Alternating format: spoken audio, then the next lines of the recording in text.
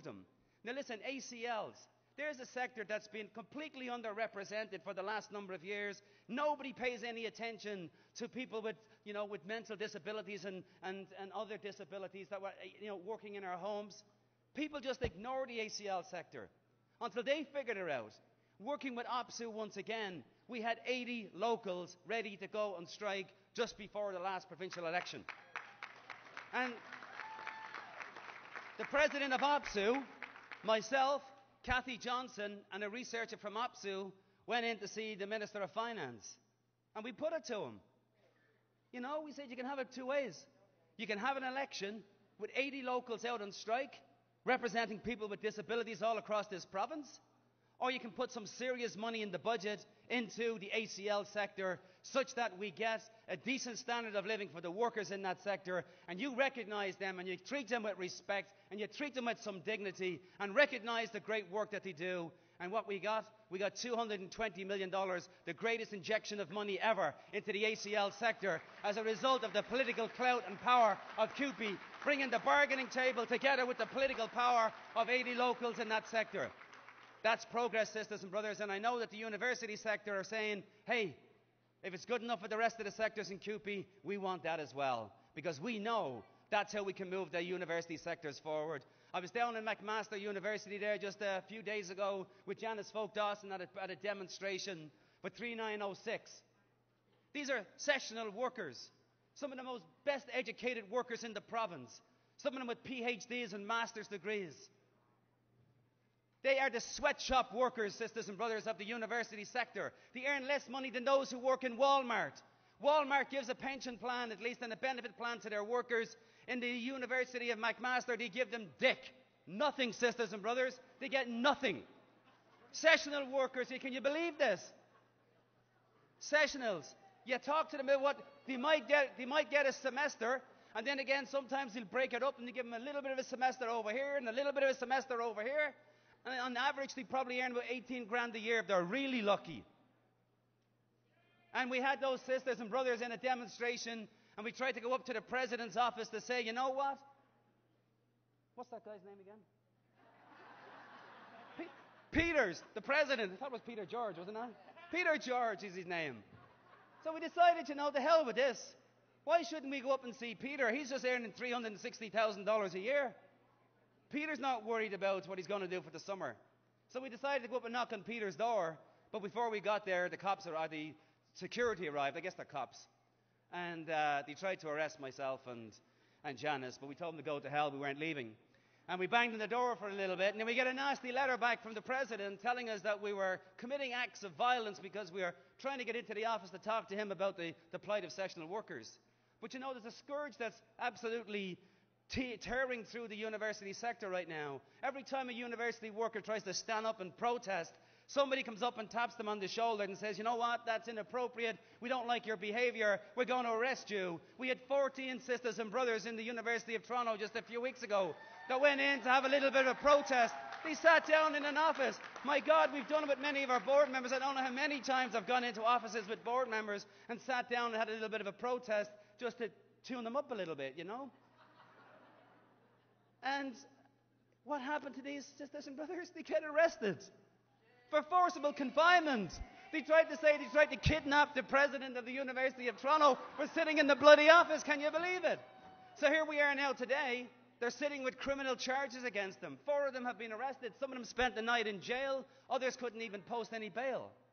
So I want to say, sisters and brothers, I know that we have a fund, and I spoke to the president, Paul Moist, a little while ago, to say, you know what, we can't leave these sisters and brothers languishing out there. When they go put their job on the line or they put their reputation on the line to fight for CUPE principles and CUPE policies, surely to goodness, our union, the size of it, the biggest in the country, surely we can come to their defence and give them a little bit of money to defend themselves. What do you think, sisters and brothers?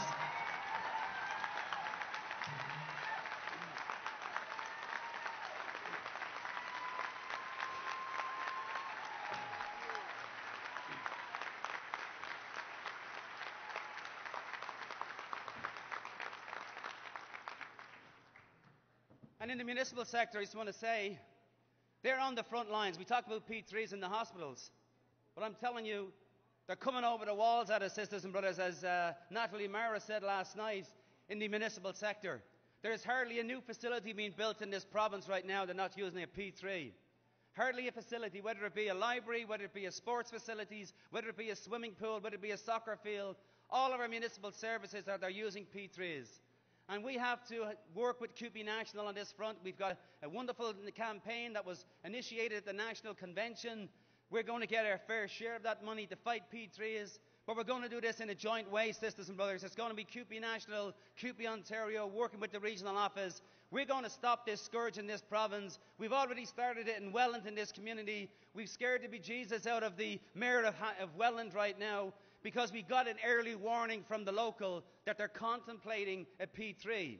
So we came down into Welland long before they brought it before their council, gave out packages to the councillors, called a press conference, and lo and behold, we've got all the councils scurrying around, fighting with each other, saying, I never said I'd support a P3. I don't know what P3 is all about. I don't know why the mayor is talking about P3s. And they're fighting amongst themselves, and that's exactly what we need, sisters and brothers. Let's get the information out early. So I say to you, if you're in the municipal sector, call CUPE National, call CUPE Ontario. Get us in there early so we can start the mobilisation of your membership and of the community, and we can stop it dead in its tracks, because P3s makes no economic sense whatsoever. And when we get that message across to the voters, they'll understand it. They get it, sisters and brothers. We just need to give them the information.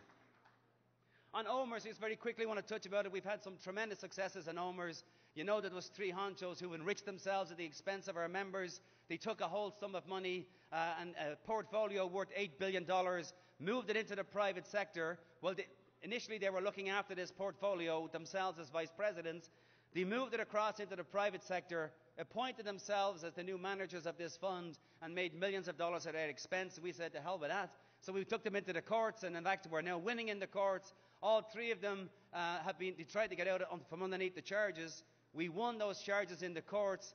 They tried to say that two of them would not have to stand before a court and be accountable. We appealed that to the Supreme Court. We won that case. All the three amigos are back on, and they're back in the dock again, as I say. And in addition to that, they told us that we had a frivolous case. They said this was nothing but just a conspiracy by Ryan and by CUPE to try and damage the pension plan, that they would defeat us in the courts. To use their money, $50 billion they have, to take CUPE on.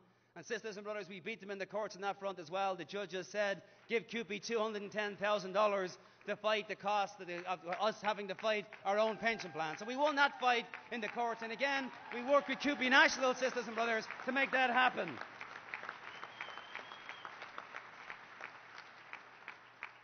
Quickly, I want to talk about equality, because we mentioned it last night. 10 years ago, we turned around and we said, you know, it's the right thing to do.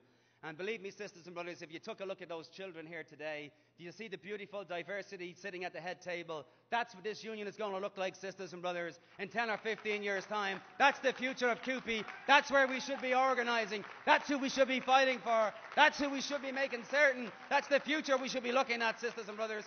And we recognised that 10 years ago and said, let's make sure that our executive board starts to reflect this diversity. I'm proud to say that this time around we've got a resolution, and I hope you support it. It's a constitutional change to say that the executive committee of CUPE Ontario should now have those two diversity vice presidents, should be sitting on the executive committee, to make absolutely certain that they're part and parcel of every decision that we make inside of our organisation. That resolution is coming up sometime. It's a constitutional change. It's coming up pretty soon. I hope you support that. Listen, I want to talk a little bit about the future.